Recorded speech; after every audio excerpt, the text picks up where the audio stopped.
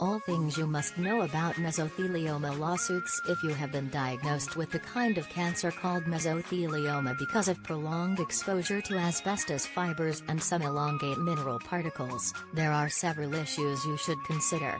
Aside from focusing on your medical care and treatment, you should also consider the cancer's financial implications. Paying for the treatments is a major concern. You also need to take your family and their overall situation into consideration. Some of the top Illinois mesothelioma lawyers work at GPW. You might be entitled to enough compensation if someone you love or you have been diagnosed with this cancer. Michigan asbestos help is always available at GPW. Here are some of the answers to the most important questions about mesothelioma lawsuits. What is mesothelioma? Malignant mesothelioma is the kind of cancer that happens in mesothelium, which is the thin layer of tissue that covers most of the internal organs. An aggressive and deadly cancer. For a lot of people, mesothelioma is actually incurable. The median rate for survival after diagnosis is around a year, and there were already thousands of deaths reported due to this disease. Indiana mesothelioma help is readily available at GPW. Mesothelioma is found commonly in tissue that surrounds one's lungs. Ohio mesothelioma lawyers at GPW are always ready to help you. This kind of disease is called pleural mesothelioma. Some types affect the area around testicles, abdomen or heart.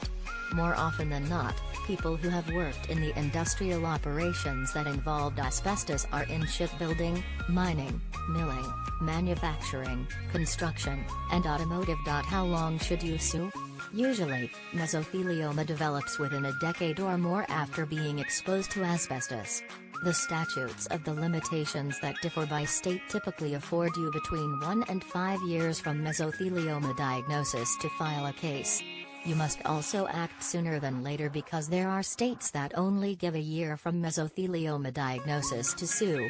An Indiana asbestos lawyer like John Kelsey would be more than happy to discuss your potential claim. When is the best time to sue after you are exposed to asbestos? It is crucial to have been given with a mesothelioma diagnosis by medical doctors before filing a lawsuit. If you have been exposed to asbestos, you don't have enough grounds for claims.